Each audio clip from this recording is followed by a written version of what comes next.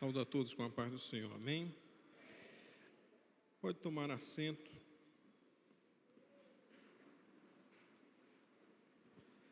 Abra sua Bíblia no Evangelho de Jesus, segundo o registro João capítulo de número 7, a partir do versículo de número 37. João capítulo de número 7, a partir do versículo de número 37.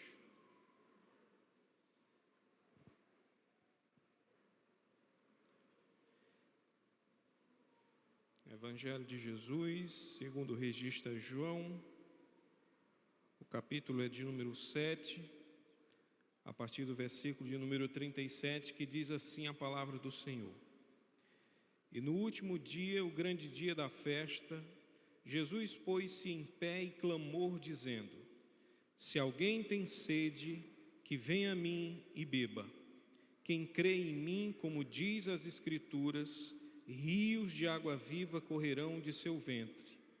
E isso disse ele do Espírito que havia de receber os que nele crescem, porque o Espírito Santo ainda não fora dado, por ainda Jesus não ter sido glorificado. Amém? Essa é a passagem que eu quero, assim Deus nos ajude, fazer exposição nessa tarde.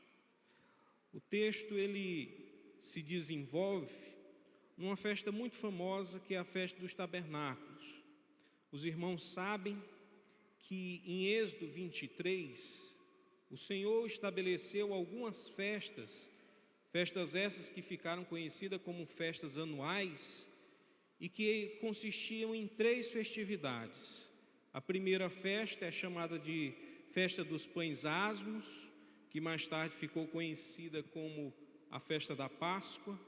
A segunda festa era a Festa de Sucote, ou de Segar, melhor dizendo, que também ficou conhecida como Festa de Pentecostes. E a última festa anual era a Festa dos Tabernáculos, que no primeiro momento era chamada Festa da Colheita.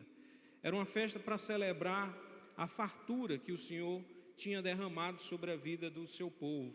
Então todos os anos eles celebravam essas festas.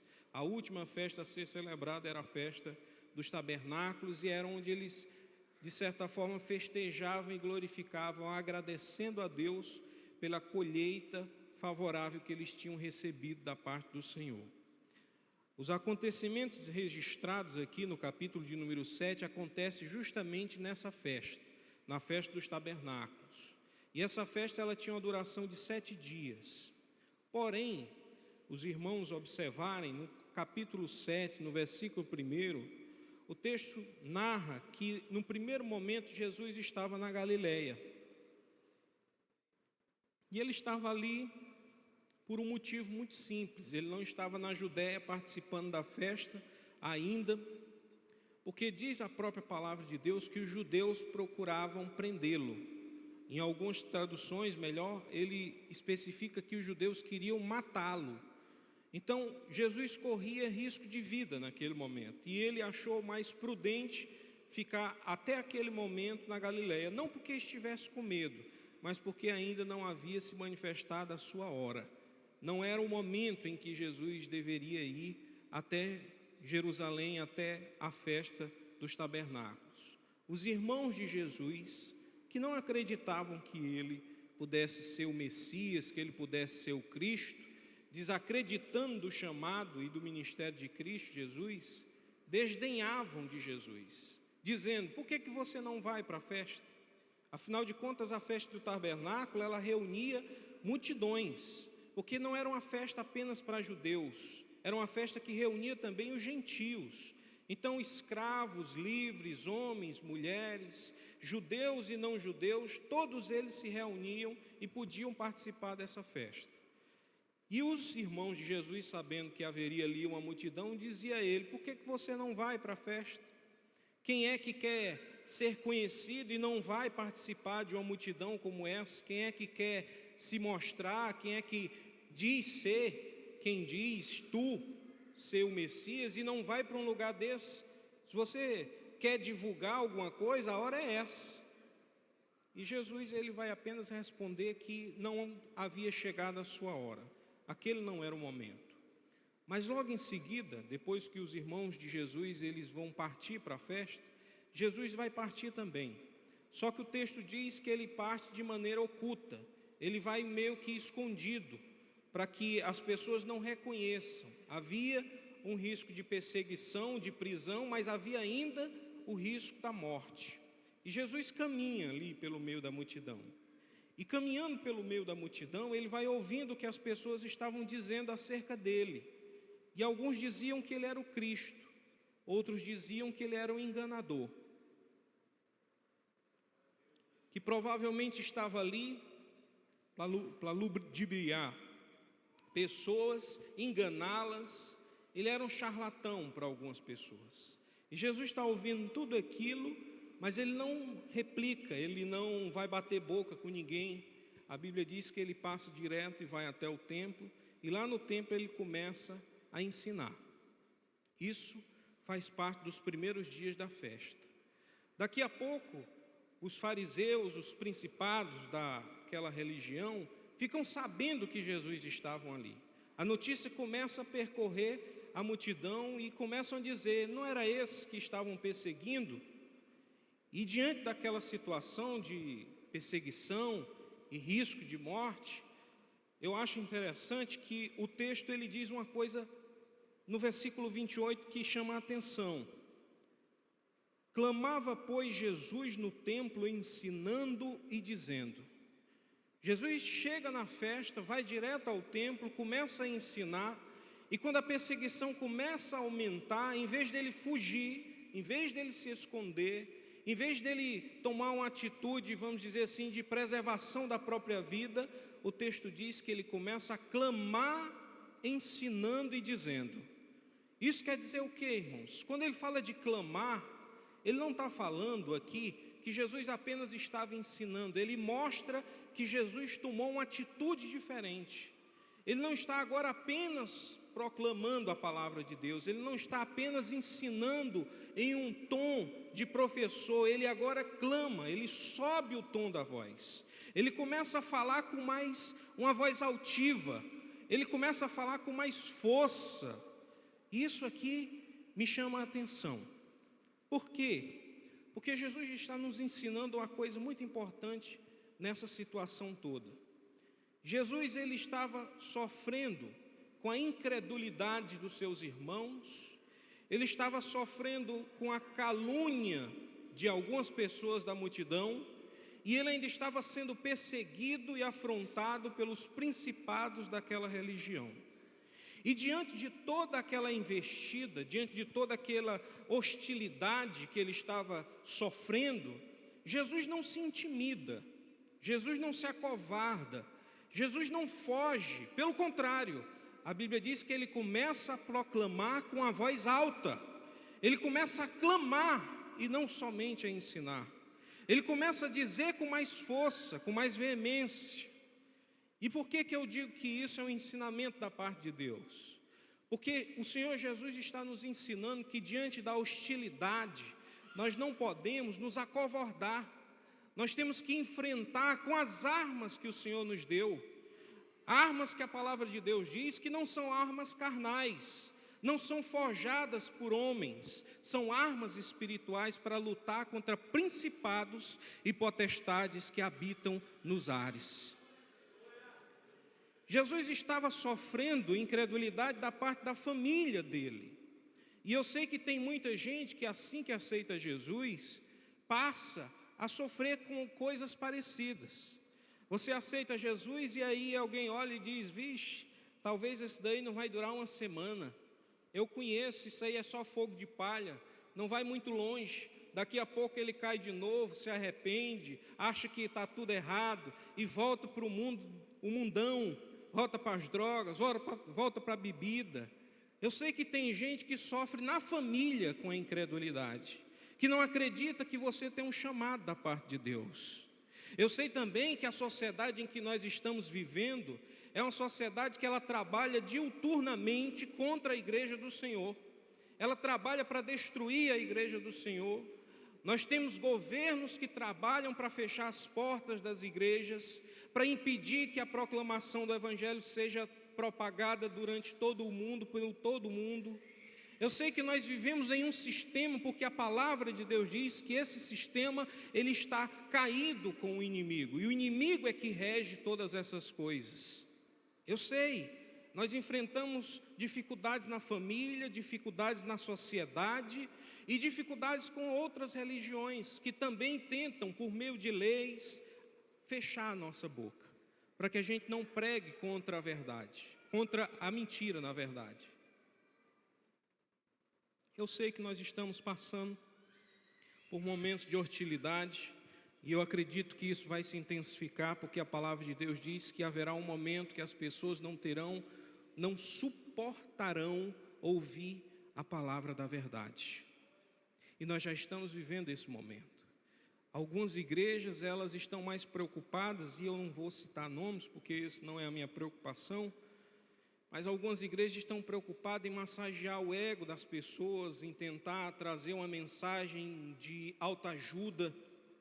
Os pastores parecem mais coach, nada contra os coaches, mas eu quero lhe dizer uma coisa: quem assume o ministério da palavra de Deus, assume um compromisso com aquele que lhe chamou.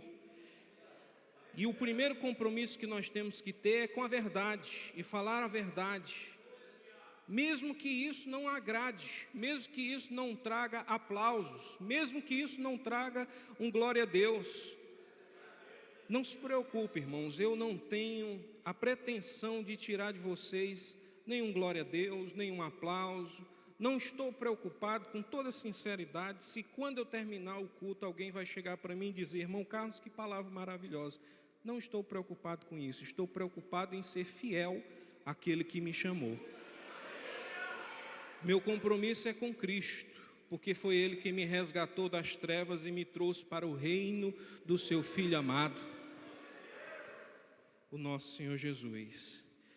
Jesus continua ensinando, continua pregando, e diz o versículo 37, nesse contexto, no contexto de hostilidade familiar, num contexto de hostilidade secular, num contexto de hostilidade religiosa, Jesus não se cala, Jesus continua a proclamar as verdades e proclamar com alta voz.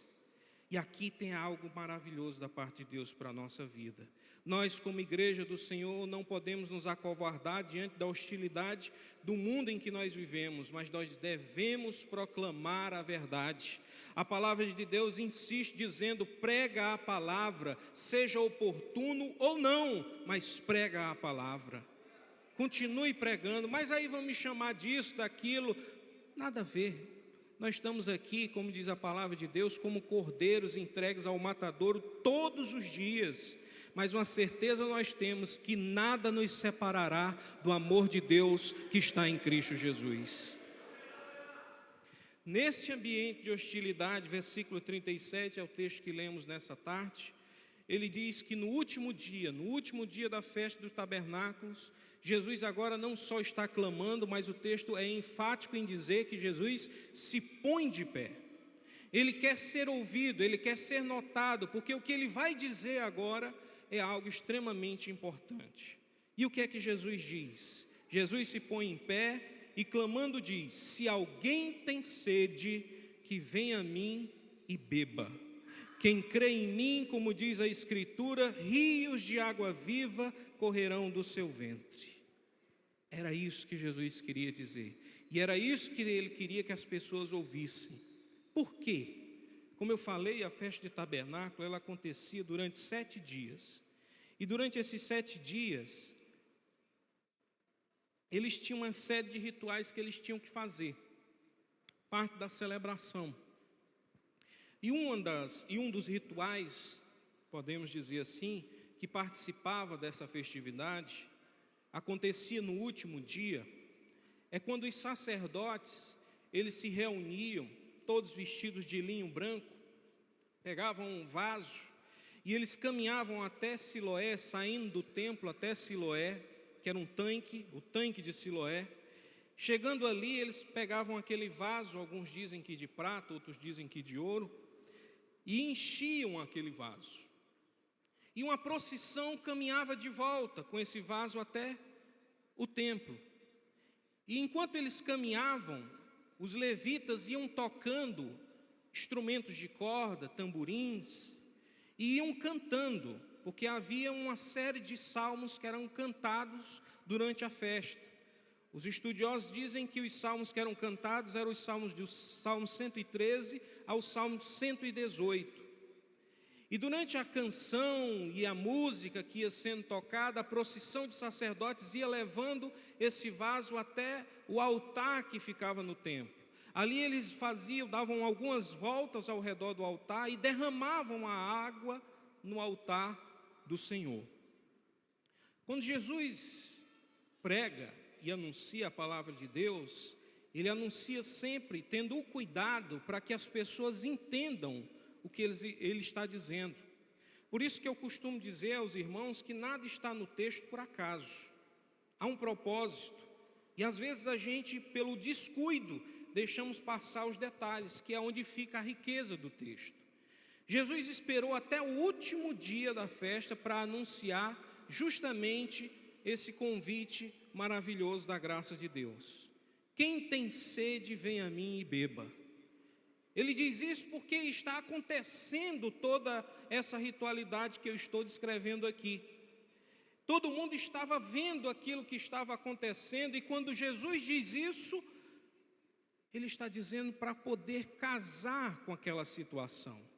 Jesus aproveita do contexto em que ele está vivendo e de toda a simbologia que aquela festa tinha para anunciar algo poderoso da parte de Deus. E o que é que ele queria ensinar? Quando Jesus diz, se alguém tem sede, que venha a mim e beba, ele está se aproveitando daquela imagem para mostrar o quê? Que ele, Jesus, é o tanque de Siloé. Nós somos o vaso carregado pelos sacerdotes que são mergulhados nesse tanque, cheios da água do tanque de Siloé. E que o Espírito Santo de Deus é a água viva que preenche esses vasos. Aqui está totalmente claro, não há dúvidas, não há o que especular, a palavra é muito clara. Ele está nos ensinando algo poderoso. O que é que ele está nos ensinando? Para que a gente entenda melhor. Quando Jesus nos compara com esse vaso, no primeiro momento a gente tem que entender que o vaso ele está vazio. Ele só é cheio depois que ele é levado até o tanque de Siloé, e lá é que ele é cheio. Mas no primeiro momento o vaso está vazio. E quando Jesus fala de nós como vasos vazios, ele está descrevendo a nossa natureza humana. Nós, como seres humanos, carregamos um vazio dentro de nós, que ao longo da vida e ao longo da história tentamos preencher com várias cisternas que estão espalhadas pelo mundo, e nós tentamos preencher isso de maneira vã, porque alguns tentam preencher esse vazio com drogas, outros tentam preencher o seu vazio com o sexo ilícito, outros tentam preencher o seu vazio com o dinheiro, outros tentam preencher o vazio com a fama, com riquezas, e vão tentando preencher, só que a palavra de Deus diz que essa cisterna, elas têm as águas sujas, e quem bebe dessa água nunca sacia a sua sede. Pelo contrário, quanto mais bebe, mais vontade tem de beber. Eu não sei se você está entendendo, mas o Senhor está dizendo que se você estiver tentando preencher o seu vazio com todas essas coisas, você nunca vai preenchê-lo. Você vai continuar com sede, você vai continuar vazio. Como a palavra de Deus diz, nós vamos nos tornar cisternas rotas. O que é isso, irmão Carlos? Uma cisterna rota é uma cisterna que não pode represar água, ela não retém a água. Toda a água que é colocada nela se esvai, vai secando. E por mais que você coloque, mais você vai colocando e mais você vai derramando. O que o Senhor está dizendo é que no pecado nós não conseguimos preencher e satisfazer o nosso vazio, a nossa sede. O pecado ele só aumenta a nossa sede. Quanto mais nós bebemos, mais nós queremos beber, e mais nós vamos bebendo, e mais vamos nos esvaziando. Mas quando Jesus diz que Ele é o tanque de Siloé, porque em João capítulo 9, versículo 7, vai dizer que Siloé significa enviado. E o vaso que os sacerdotes carregavam não era cheio em qualquer lugar. Ele era cheio no tanque de Siloé. O que eu estou dizendo para você é que você não preenche o vazio da sua alma em qualquer lugar. Não é nos prostíbulos, não são nos bares, não são nas festas, não são em lugares mundanos. Você enche a sua vida no tanque de Siloé, na presença de Jesus. Jesus é a única água que pode te preencher e satisfazer a tua sede. É isso que Jesus está nos ensinando. Quando Ele diz, se alguém tem sede, não vá lá no mundo, não vá lá na bebida, não vá lá nas drogas, não vá lá nas coisas que o mundo oferece, venha a mim. O segredo para nós enchermos esse vazio, preenchermos esse vazio que há em nós, é buscarmos a presença de Deus para a nossa vida, é nos aproximarmos do tanque de Siloé, é nos chegarmos àquele que foi enviado do alto para nos encher e nos saciar. Agora tenha um cuidado. Como eu disse, o vaso era cheio no tanque de Siloé, e logo em seguida ele era levado até o altar, e no altar ele era derramado. O que isso quer dizer? Isso quer dizer que na presença de Cristo nós nos enchemos da glória de Deus, mas é no altar que nós nos derramamos. Você entende isso? Vou ser mais claro. Às vezes a gente chega no culto e aí diz, vixe, hoje o culto está pesado, hoje o negócio não está fluindo, hoje parece que o louvor não pegou. Às vezes é porque o problema não está no altar, o problema está no vaso. Às vezes o vaso está vazio, e o vaso vazio não tem como ser derramado no altar do Senhor. Você está entendendo? Estou dizendo que o segredo para se derramar no altar, o segredo para sentir a presença de Deus aqui no culto, o segredo para você ser tomado da presença de Deus, é encher-se da presença do Espírito Santo. Quanto mais cheio nós estamos da presença do Espírito Santo, mais nos derramamos na presença de Deus, mais nos derramamos na presença do altar. É enchendo do Espírito Santo, porque a água que Jesus está prometendo não são riquezas, não é prosperidade mundana, não é sucesso, é o Espírito Santo de Deus, meus irmãos. E isso é tão importante para nós como igreja do Senhor, que nós muitas vezes esquecemos. Eu sei que nós temos demandas financeiras, demandas pessoais, mas às vezes a gente coloca essas demandas como se fosse prioridade para a nossa vida. Veja, meus irmãos, que nós como igreja temos uma prioridade diferente. E foi Jesus que disse isso. Quando Jesus disse, olha, vocês ficam procurando riquezas, comida, bebida, o vestir, tudo isso o homem do mundo ele procura. O homem do mundo procura riqueza, procura fama, procura ter status na sociedade, procura ter as melhores roupas, procura ser notado. Ele diz, tudo isso o homem do mundo já procura. Nós somos igreja do Senhor.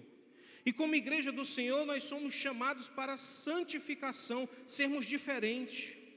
E a diferença está nos nossos projetos. O nosso projeto não é um projeto para este mundo, o nosso projeto é um projeto para a glória, para a eternidade. Então prioridade para nós não é a fama, não é a riqueza, não é o status. Prioridade para nós é o Espírito Santo de Deus.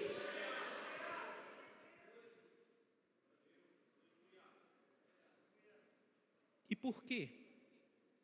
Porque sem o Espírito Santo de Deus, irmãos, nós não somos mais do que vasos vazios. Vasos que não têm conteúdo. Podem ser bonitos por fora, mas não tem nada por dentro. É por isso que nós temos que buscar o Espírito Santo de Deus com todas as nossas forças, até que nós possamos ser cheios dele. Porque quando nós buscamos coisas do mundo para satisfazer o nosso vazio, ele nunca vem preencher a nossa vida, a gente continua vazio. Mas quando nós somos cheios do Espírito Santo, a palavra de Deus tem uma promessa. A promessa não é que o vaso vai só ser cheio, o vaso vai ficar transbordante. O que o Senhor prometeu para nós foi transbordar da sua graça na nossa vida. E isso é tão importante para nós, meus irmãos, que às vezes nós não nos apercebemos. Mas eu sei que se você parar agora um momento para fazer uma reflexão, e eu lhe pergunto, como é que você está hoje? Você é um vaso cheio ou você é um vaso vazio? Ah, irmão Carlos, eu acho que eu estou pela metade. Não tem pela metade, só tem duas opções. Ou você está vazio ou você está cheio. A palavra não fala de um vaso meio cheio. A palavra fala de um vaso que estava vazio e que foi cheio do Espírito Santo. Essa é a diferença. Antes de conhecer a Cristo, estávamos vazios. Alguns de nós até tentavam preencher, só que o que tinha dentro de nós era coisas imundas, sujas, impuras. O que é que cabia dentro de nós? A lascívia, a prostituição, a pornografia, a imoralidade, a glutonaria, a cobiça, a inveja. Isso é o que estava dentro de nós. Mas aí o Espírito Santo ele vem e nos limpa, nos purifica. Mas a palavra de Deus diz que o Senhor também nos prometeu um enchimento do Espírito Santo. Quando ele faz a promessa aos discípulos, os apóstolos, ele diz: ficai em Jerusalém, até que do alto sejais revestidos do poder do Espírito Santo. Até que seja derramado sobre vocês o Espírito Santo. E esse Espírito Santo é o que nós precisamos como igreja do Senhor. Porque sem o Espírito Santo nós somos vasos vazios. Podemos estar ornamentados, muito bonitos, mas nós não temos o poder. Pedro era um homem cheio do Espírito Santo. Não tinha dinheiro, não tinha fama, não tinha riquezas deste mundo. Mas Pedro, ele olhava para um aleijado e dizia: levanta e anda. E o aleijado se levantava e andava. Essa é a diferença de um vaso cheio para um vaso vazio. E eu lhe pergunto, como é que você está hoje? Você está vazio ou você está cheio do Espírito Santo? Porque eu vou lhe dizer, tem um segredo para você saber quando é que você está cheio. Quando você está cheio, você não se preocupa com mais nada. Você fica satisfeito. Você chega numa churrascaria. Os irmãos que gostam de ir para a churrascaria. Eu não gosto não, porque eu sou do projeto fitness. Aí os irmãos acham graça. Debochando, rapaz. Nem disfarça, né? É que nem uma outra criatura que outro dia eu fui no Moranguinho. Parece uma coisa. Tinha comprado uma barrinha de chocolate. Pós-treino, né? Comprei a barrinha de chocolate. Vou eu saindo morto satisfeito, porque a alegria de uma pessoa gorda é comer. E o rapaz estava no Moranguinho, conhecido meu. Aí disse assim, olhou para mim, olhou para a barrinha de chocolate, olhou para a minha barriga e disse: e tinha me visto na academia. Aí disse: irmão Carlos, não está dando certo não, né? Eu digo: tá dando certo. Aí ele disse: está dando certo? Tá. O dono da academia está morto feliz, todo mês eu pago. Nunca atrasei uma mensalidade. Lá mesmo eu só piso de vez em quando, mas a mensalidade está paga. É porque Deus me deu um ministério de mantenedor. É o mantenedor das igrejas, eu sou o mantenedor da academia. Pago para poder comprar os equipamentos, pagar os funcionários. É minha felicidade. E eu estou aí nesse negócio. Mas quando eu como, e eu como bastante, e me satisfaço, alguém pode trazer o prato que for. Não, para mim já deu. Você vai para um rodízio, depois que comeu, depois que termina o rodízio, meu amigo, pode trazer aquela picanha lá, aquela carne banhada em ouro, seja lá o que for. Você não come mais. Não, meu irmão, já deu, não aguento mais, estou aqui. Vou passar uma semana sem comer essa carne mais. Tudo mentira, no outro dia você come do mesmo jeito. Mas naquela hora, quando você já está com a barriga cheia, você não quer mais nada. Está satisfeito. Esse é o segredo para saber se você está cheio do Espírito Santo ou não. Se você ainda continua com sede no pecado, na pornografia, na bebida, no cigarro, nas drogas, em qualquer outra coisa que não seja no Espírito Santo, você ainda não está cheio. Porque quando você ficar cheio, nada mais importa. E aí você vai estar transbordando da graça de Deus. E você vai chegar no altar do Senhor e vai se derramar para poder se renovar. E vai se renovando, você vai ter prazer em chegar aqui e se derramar, porque você quer receber mais, porque tem mais de Deus para a tua vida. Aquilo que você sentiu quando você aceitou a Jesus, ali foi só o começo. O Senhor quer transbordar da sua graça na tua vida. Você ainda não foi cheio completamente do Espírito Santo. E o Senhor está dizendo: aquele que tem sede, vem a mim e beba. O Senhor está aqui para satisfazer a tua sede. Não sede pelo pecado, mas sede da presença de Deus. Para que o Espírito Santo seja derramado em nós como uma fonte, como uma cachoeira, jorrando em nós e nos enchendo, até que nada mais importe. Já para nos encaminhar para o encerramento, a promessa de Jesus é que quem tem sede, venha a Ele e beba. E quem crê em mim, como diz a Escritura, rios de água viva correrão do seu ventre. O Senhor não só quer te encher nessa noite, Ele quer te transformar numa fonte de água viva para jorrar para a eternidade.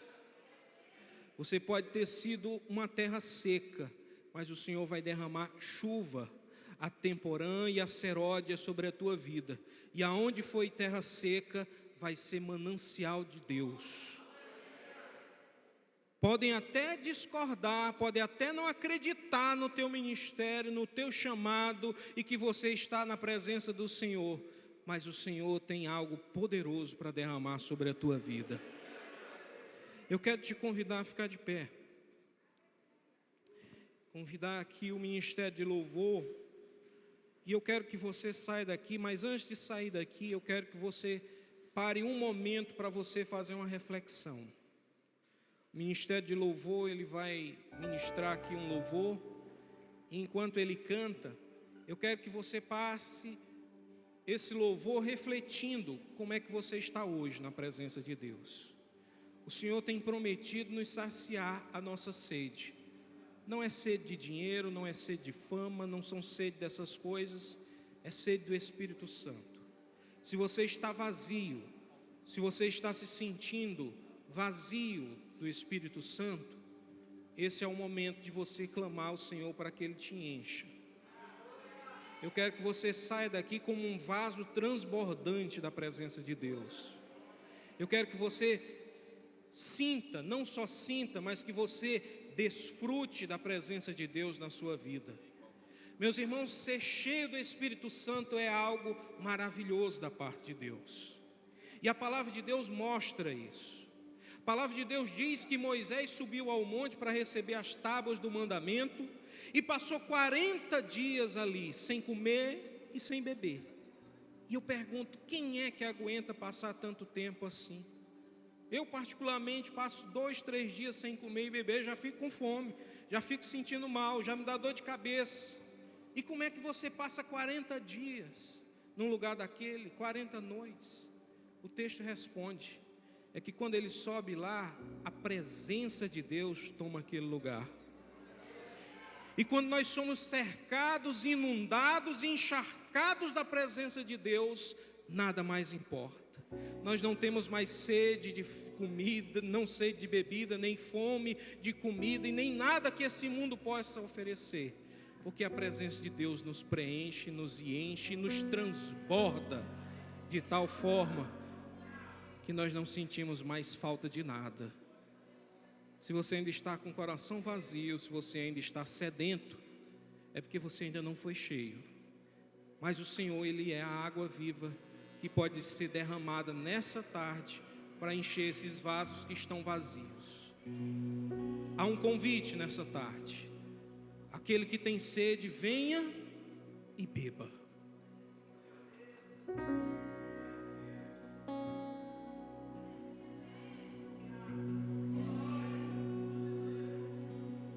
Eu procurei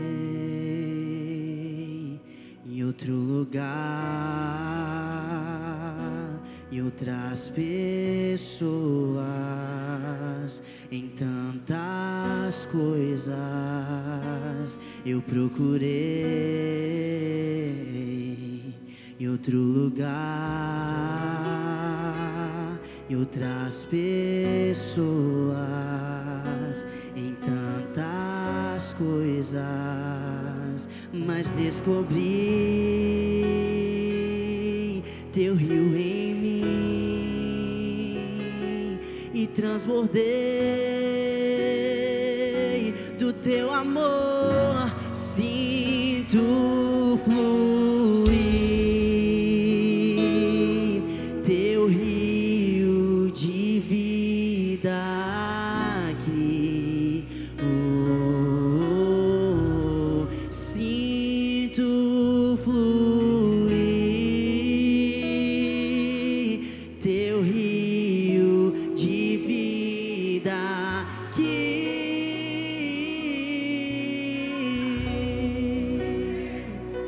Eu procurei em outro lugar, em outras pessoas, em tantas coisas. Eu procurei em outro lugar, em outras pessoas, em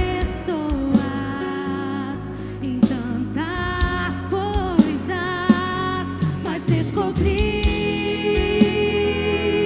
teu rio em mim e transbordei do teu amor. Sinto fluir teu rio de vida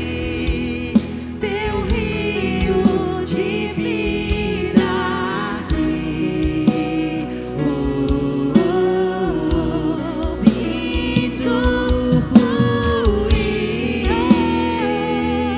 fluir teu rio de vida aqui. Sinto fluir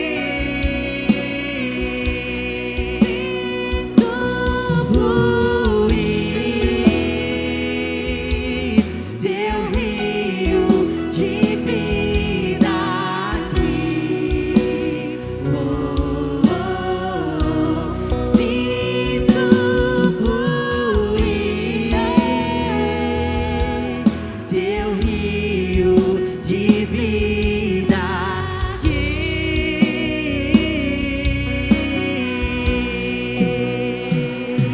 E eu quero beber de tuas águas, eu quero beber da tua fonte. Vou mergulhar no teu rio, vou mergulhar no teu rio.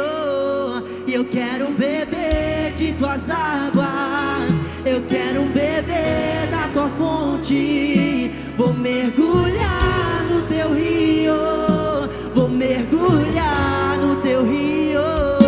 E eu quero beber de tuas águas, eu quero beber da tua fonte. Vou mergulhar no teu rio, vou mergulhar no teu rio. E eu quero beber de tuas águas, eu quero beber da tua fonte.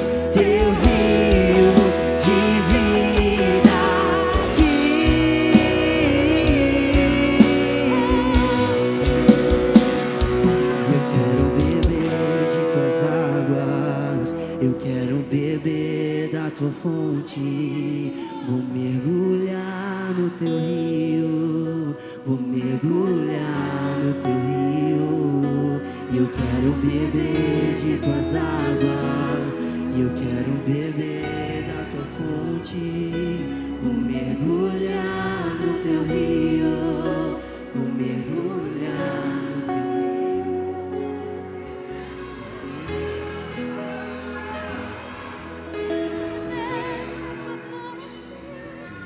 Glória a Deus. Aleluia.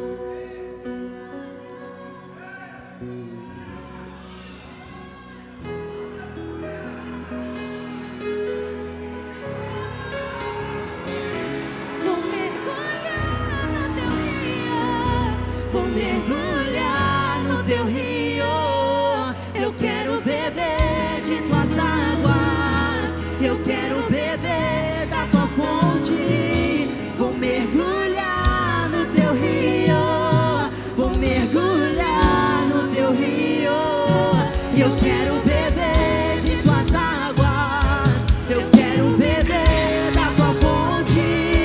Vou mergulhar no teu rio, vou mergulhar no teu rio, eu quero beber de tuas águas, eu quero beber da tua fonte. Vou mergulhar no teu rio, vou mergulhar no rio, teu rio de vida aqui. Sinto fluir, teu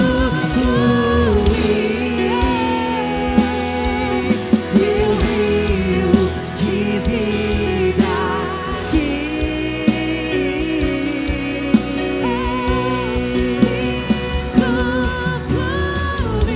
fluir, teu rio de vida aqui, Senhor. Sinto fluir, teu rio de vida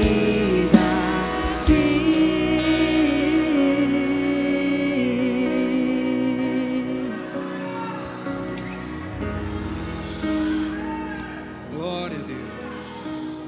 Glória a Deus. Eu espero que você também tenha sentido esse rio fluindo.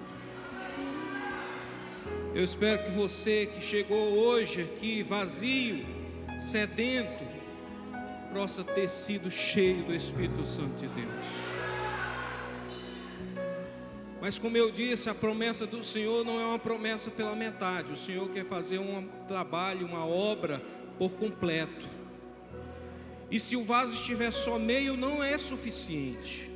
O Senhor quer que transborde. A promessa é para transbordar. Por isso eu quero orar nessa tarde, finalzinho da tarde. E eu quero que o Senhor, pela sua misericórdia, pela sua compaixão, possa ouvir a nossa voz, possa ouvir o nosso clamor. E eu quero que você que está vazio, se você quer, porque aqui Jesus não está obrigando ninguém, é um convite.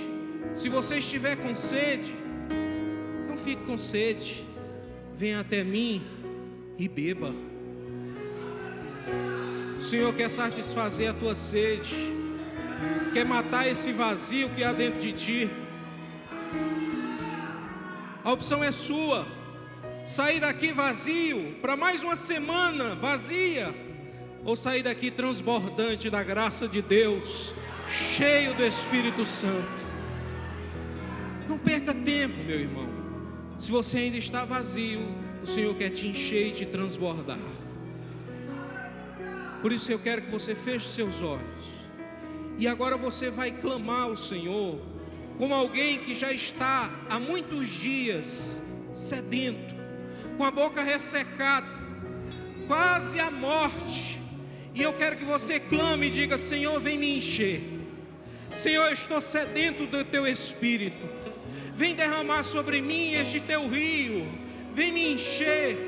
Vem encher esse vaso que está vazio, Senhor.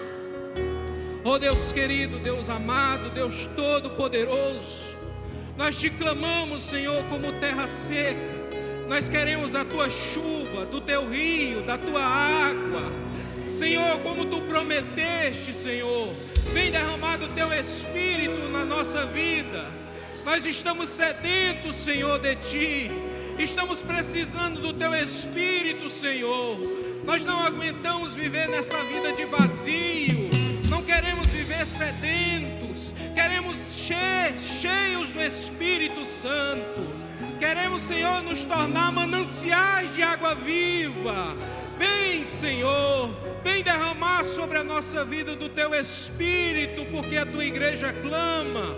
Precisamos, Senhor, do teu Espírito Santo. Perdoa os nossos pecados, limpa a nossa alma e enche do teu Espírito, Senhor. Enche do teu Espírito, Senhor.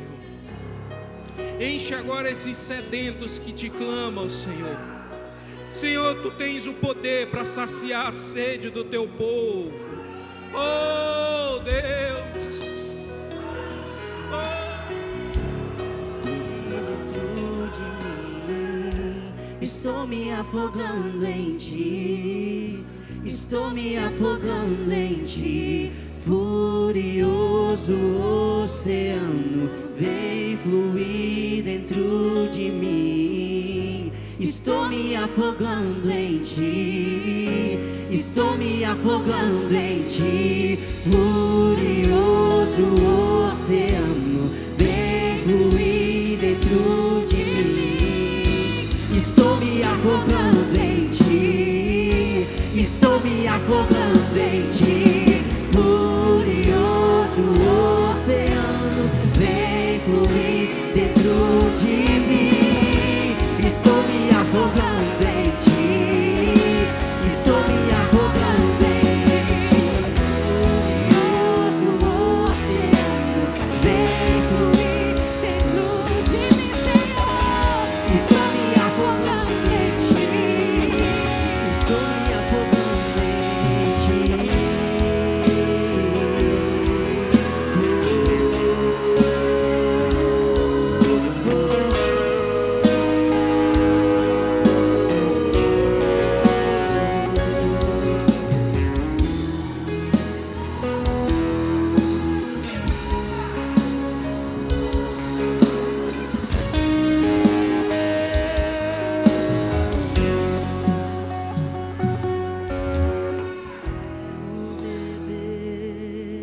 Do teu rio, Senhor, sacia minha sede, lava o meu interior. Eu quero fluir em tuas águas. Eu quero beber da tua fonte, fonte de águas vivas. Tu és a fonte, Senhor. Quero beber do teu rio, Senhor.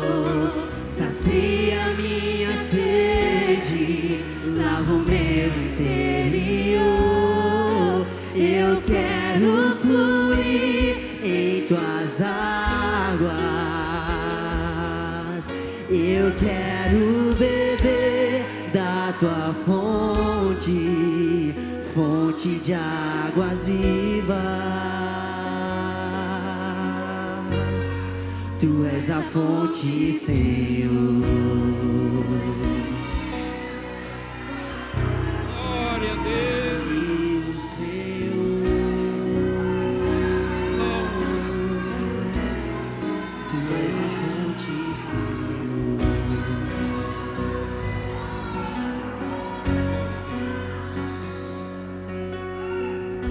O Senhor é a fonte, meus irmãos. O Senhor é a fonte de águas cristalinas, águas limpas que vão matar a tua sede. E se nessa noite há alguém aqui que quer receber esse convite e aceitar a Jesus como o único e suficiente Salvador, essa é a oportunidade que o Senhor te dá. Se você quer aceitar a Cristo como Senhor e Salvador da sua vida, eu te convido a vir aqui e beber da fonte. Não é para pegar a água de outro lugar, é para vir aqui direto e beber da fonte. A fonte que mata a sede, a fonte que pode te curar, te sarar e saciar toda a escassez que há dentro de ti. Se tem alguém nessa noite que quer aceitar a Cristo, que ainda não aceitou, essa é a oportunidade. Mas eu quero também dar oportunidade àqueles que um dia já foram vasos cheios do Espírito Santo, mas que hoje estão secos, estão vazios. Você que se afastou dos caminhos do Senhor, esse é um momento de reconciliação. E se você quer se reconciliar e renovar a sua força, ser cheio novamente do Espírito Santo, essa é a oportunidade. Aqui vem a primeira alma para Jesus. Glória a Deus. Glória a Deus. Oh, glória.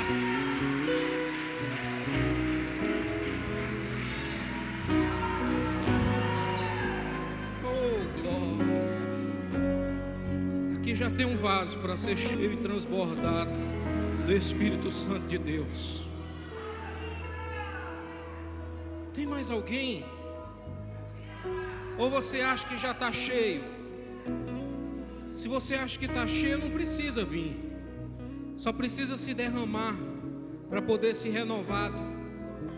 Mas se você está seco, não saia daqui sedento. Não saia aqui com sede, porque hoje a fonte está jorrando e ela pode matar a sede. Então, se você quer, corra. É agora. A oportunidade é essa.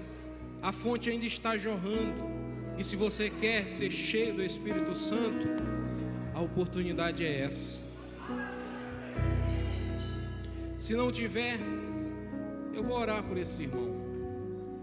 Ele que tomou a atitude de vir aqui à frente, porque se sentiu vazio, por algum motivo. Mas ele reconheceu nessa noite que Jesus é a fonte que mata a sede, que pode nos saciar e que pode nos encher.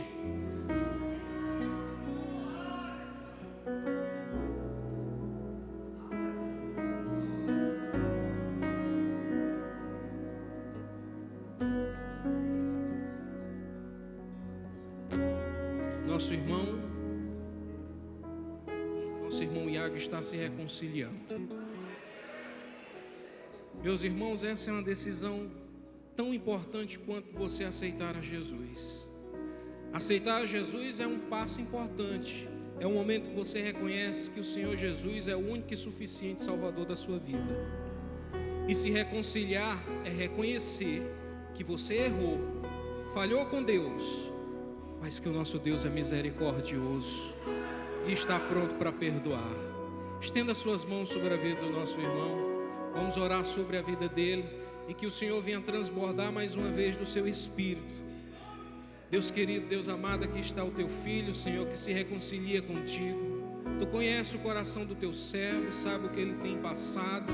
Nós te pedimos, Senhor, mais uma vez que o Senhor derrame da tua porção dobrada sobre a vida do teu filho. Enche, Senhor, mais uma vez esse vaso. Usa ele para a glória do teu nome. Não deixa dele sair daqui, Senhor, sedento e vazio, mas seja cheio do Espírito Santo de Deus. Derrama sobre ele, Senhor, os teus dons maravilhosos. Usa ele de maneira poderosa para glorificar o teu nome. Faz com ele, Senhor, como tu tem feito com o teu povo, aqueles que te amam e te obedecem. Que derrame sobre ele, Senhor, o teu Espírito Santo. É o que nós choramos. E nessa tarde, nessa noite, nós já te agradecemos no nome de Jesus. Amém. E graças a Deus.